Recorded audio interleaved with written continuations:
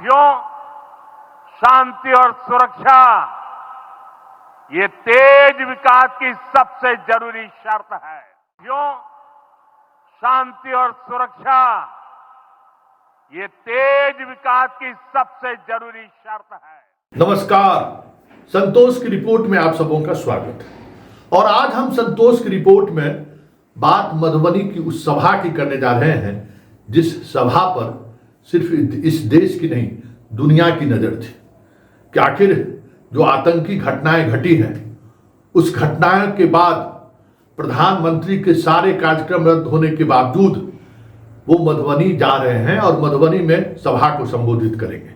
इसलिए सबकी नजर थी कि मधुबनी से वो कुछ न कुछ संदेश देंगे, लेकिन लगा ही नहीं कि वो प्रधानमंत्री मोदी वहां मौजूद है। लगा ही नहीं कि मंच पर मोदी बोल रहे हैं। इतना नर्वस, इतने तनाव में मोदी को तो मैंने कभी देखा ही नहीं है। वो मोदी का तेज, वो ललाट, वो आवाज कहां गया कि घुस कर मारेंगे पाकिस्तान में। आज हालात ये था कि पाकिस्तान शब्द का, पाकिस्तान का वो नाम लेने से जैसे लग रहा था वो बच रहे थे। याद है ना, घुस कर मारेंगे पाकिस्तान में, क्या क्या बोलते थे। आज वो कुछ उस अंदाज में नहीं दिखे। लगा ही नहीं कि वो मोदी हैं। हमने कार्यक्रम की शुरुआत में मैंने जो वीडियो लगाया है, जो आवाज आपने सुनी है कि किसी भी देश के विकास के लिए शांति और सुरक्षा जरूरी है, उसी मधुबनी की सभा में इन्होंने बोला है। और कब बोला है ये भी हम आपको सुनाएंगे।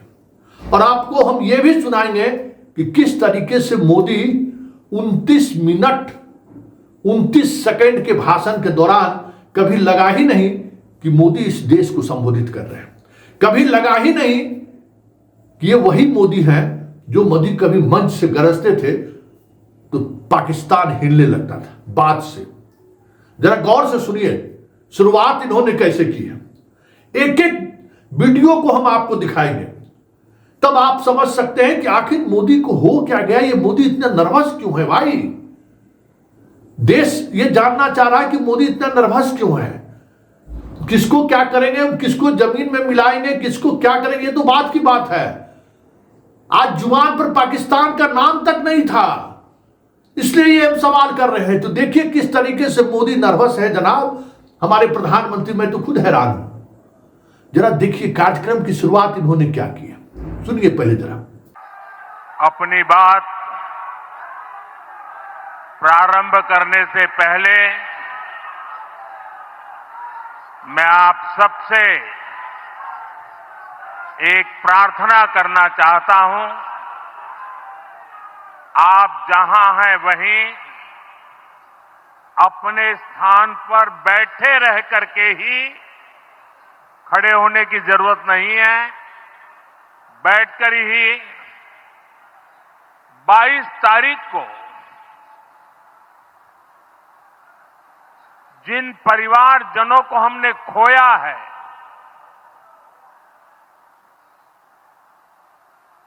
उनको श्रद्धांजलि देने के लिए कुछ पल हम अपने स्थान पर बैठ करके ही मौन रख करके अपने अपने आराध्य देव का स्मरण करते हुए उन सबको श्रद्धांजलि देंगे। उसके बाद मैं आज अपनी बात प्रारंभ करूंगा।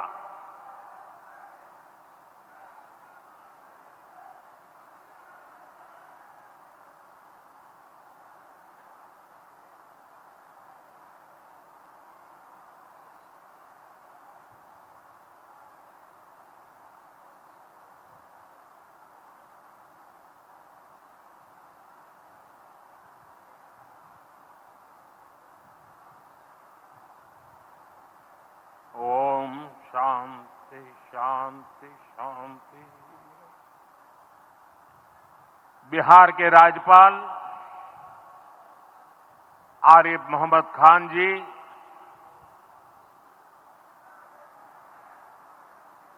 यहां के लोकप्रिय मुख्यमंत्री मेरे मित्र श्रीमान नीतीश कुमार जी, मंच पर उपस्थित। कार्यक्रम की शुरुआत में उन्होंने इस आतंकी घटनाओं में शहीद, हम शहीद कहेंगे, नागरिक को भी शहीद शहादत दी है उसने देश के लिए, क्योंकि उनसे धर्म पूछकर मारा गया है, उनका नाम पूछकर मारा गया है, उनको कलमा पढ़ाकर मारा गया है। ये धर्म युद्ध है सीधे तौर पर, और उस युद्ध में वो शहीद हुए। तो उनके शहादत पर वो 2 मिनट के मौन बैठकर कह रहे हैं। अमूमन कोई भी किसी भी श्रद्धांजलि सभा में बैठकर श्रद्धांजलि नहीं दी जाती है, लेकिन इन्होंने बैठ के कहा श्रद्धांजलि दी। और जैसे ही श्रद्धांजलि का कार्यक्रम खत्म हुआ, पॉलिटिकल भाषण पर चले आए।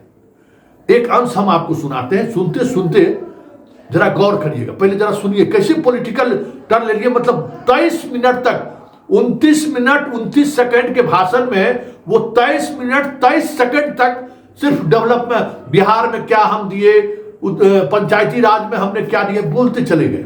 जरा उसका एक फुटेज आप सुन लीजिए। साथियों, खेती के साथ साथ मछली उत्पादन में भी बिहार निरंतर आगे बढ़ रहा है। हमारे मछुआरे साथी अब किसान क्रेडिट कार्ड की सुविधा का लाभ ले पा रहे हैं। इससे मछली के काम में जुटे अनेक परिवारों को लाभ हुआ है।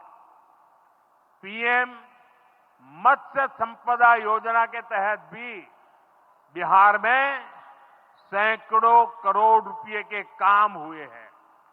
साथियों,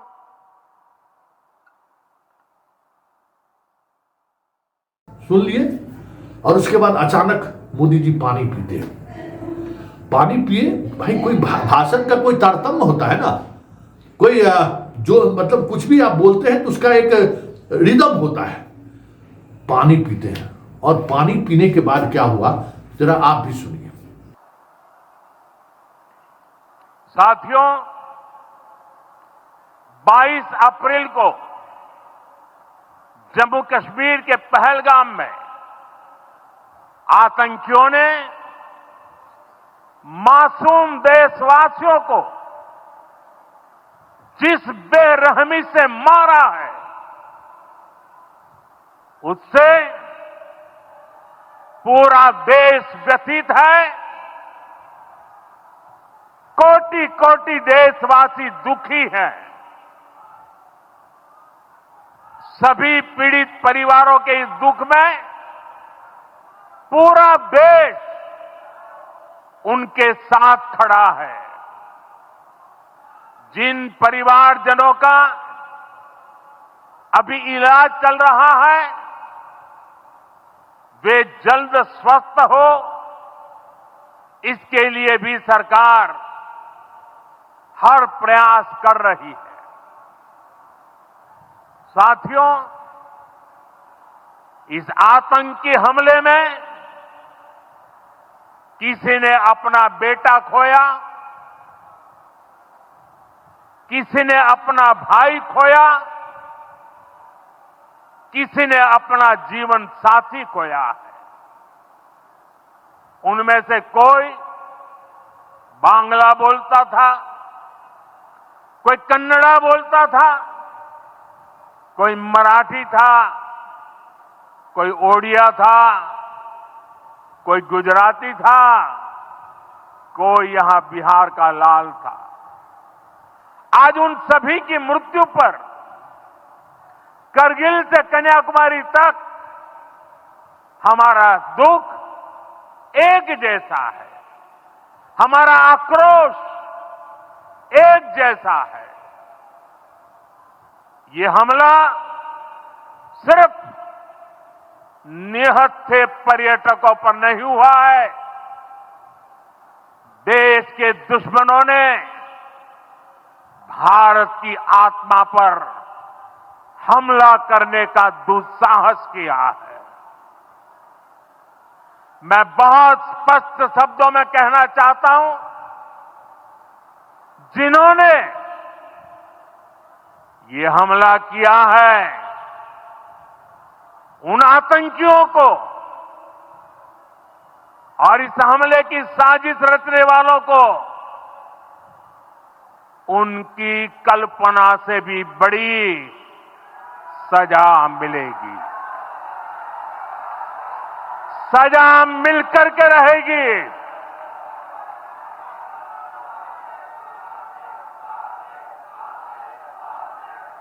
अब आतंकियों की बची खुची जमीन को भी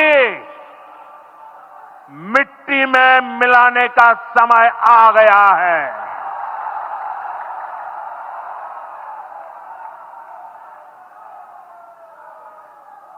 एक सौ चालीस करोड़ भारतीयों की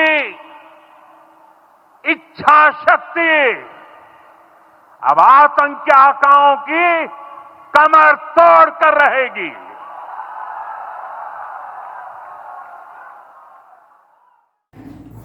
सुने, लगा ही नहीं कि जो पीछे मत्स्य का विवरण वो दे रहे हैं कि किस तरीके से बिहार में मछली का उत्पादन में वृद्धि हुआ, किस तरीके से मछली पालन के प्रति लोगों का रुझान बढ़ा, अचानक यहां चले आए। ये भी बात गई। सवाल है कि आपने जो हिंदी में बोला, क्या ट्रंप को सुनाने के लिए आप अब अगला सुनिए, ट्रंप को सुनाने के लिए इन्होंने क्या कहा। अब अंग्रेजी में ये बोले, और अंग्रेजी में उस धरती पर इन्होंने बोला जो धरती, अंग्रेजी में लोग गाली, जब किसी को गाली दे रतन, मधुबनी का वही इलाका है, उस इलाके में लोग यही अंदाज है, जब गुस्से में रहता है तो लोग अंग्रेजी बोलता है। तो प्रधानमंत्री अंग्रेजी में क्या बोले, किसको ये सुनाए मधुबनी की सभा में, हमें समझ में नहीं आया। भाई हिंदी में भी आप बोलिएगा तो दुनिया को संदेश नहीं जाएगा क्या? और इस देश में अगर जानना ही है अंग्रेजी, दुनिया ट्रंप को सुनाना है, अगर ब्रिटेन के प्रधानमंत्री को सुनाना, तो बहुत सारा, पुतिन तो नहीं समझ पाए होंगे अंग्रेजी में बोले तो ये अंग्रेजी में बोलने का क्या मतलब हुआ? आज तक तो हम कभी मोदी जी को अंग्रेजी में बोलते हुए तो नहीं देखे। तो जरा अंग्रेजी में बोलने वाली बात को भी सुन लीजिए। Friends, today from the soil of Bihar I say to the whole world, India will identify, track and punish every terrorist and their backers. We will pursue them to the ends of the earth. India's spirit will never be broken by terrorism. Terrorism will not go unpunished. Every effort will be made to ensure that justice is done. The entire nation is firm in this resolve. Everyone who believes in humanity is with us. I thank the people of various countries and their leaders who have stood with us in these times. अब अंग्रेजी में बात बोले हैं, कितना जबरदस्त संदेश इन्होंने दिया, और ये संदेश खत्म नहीं हुआ कि बात शांति की करने लगे, बात सुरक्षा की करने लगे। और क्या कह रहे हैं कि शांति की बात करने, अरे भाई आप जय घोष कर रहे हैं युद्ध का, जय घोष कर रहे हैं कि हम अब आप जमीन दोज कर देंगे, भूमि मिट्टी में गाड़ देंगे, और अचानक कहते हैं कि किसी भी देश के लिए विकास, बिहार के विकास के लिए, देश के विकास के लिए शांति और सुरक्षा जरूरी है। अरे भाई अभी वक्त था शांति की बात करने का, ये देखिए ना, अभी वक्त था शांति की बात करने का, क्या बात कर रहे हैं हम, जरा वो भी सुन लीजिए। Who have stood with us in these times. साथियों, शांति और सुरक्षा ये तेज विकास की सबसे जरूरी शर्त है। विकसित भारत के लिए विकसित बिहार जरूरी है। बिहार में विकास हो और विकास का लाभ यहां हर वर्ग, हर क्षेत्र तक पहुंचे, ये हम सभी का प्रयास है। पंचायती राज दिवस पर इस कार्यक्रम से जुड़ने के लिए मैं एक बार फिर आप सभी का आभार व्यक्त करता हूं। बहुत बहुत धन्यवाद। सुन लिए, ये मोदी है क्या? ये मोदी हमारे देश के प्रधानमंत्री ये मधुबनी में सभा को संबोधित कर रहे थे, कहीं दूर दूर तक आपको लगा क्या? घर में घुसकर मारने की बात करते थे, याद है ना? अब इससे बड़ी बात और क्या हो सकता है जो सीधे सीधे तौर पर पाकिस्तान के नाम लेने से ये बचते रहे। कई मौके पर इन्होंने कहा कि पाकिस्तान घर में हम घुस कर मारेंगे। आज जुबान पर न पाकिस्तान का नाम था, न जुबान पर जो है सो घर में घुसकर मारने की बात थी। आज एक साथ शांति का संदेश भी दे रहे थे और दूसरी तरफ आप युद्ध की मतलब आहट भी आप दिखा रहे थे। क्या मतलब है ये यही समझने की जरूरत है कि मोदी जी के 29 मिनट 29 सेकंड के भाषण में मोदी किस तरीके से मतलब घबराए हुए थे या पूरी तौर पर तनाव में थे। कहें क्या, कैसे कहें, कुछ उन्हें समझ में नहीं आ रहा था। मतलब कोई भाषण में तारतम्यता कहीं भी नहीं दिखाई दी। बात मछली के विकास पर कर रहे थे, अचानक पहुंच गए युद्ध के मैदान में, और युद्ध के मैदान से वापस लौटे तो आगे शांति का पाठ करने। क्या हो गया है मोदी जी को? मतलब पूरा देश 140 करोड़ देश की जनता को आप रिचार्ज कर रहे थे, आप खुद रिचार्ज नहीं है, यही दिख रहा था पूरे भाषण के दौरान। आपका वो कॉन्फिडेंस नहीं दिख रहा था जिस कॉन्फिडेंस के लिए आपको देश और दुनिया जानती है। ये अभी युद्ध का जयघोष हुआ नहीं है, हम घुस के मारने के लिए आगे बढ़े नहीं हैं, उससे पहले ही हमारा कदम लड़खड़ाता हुआ दिख रहा है। वो साफ आज मधुबनी की सभा में दिखा। इसकी क्या वजह है मुझे नहीं पता, लेकिन भाषण के तौर पर जो एक बात दिखनी चाहिए थी वो मधुबनी की सभा से न वो संदेश जा सका और न वो बातें दिखी।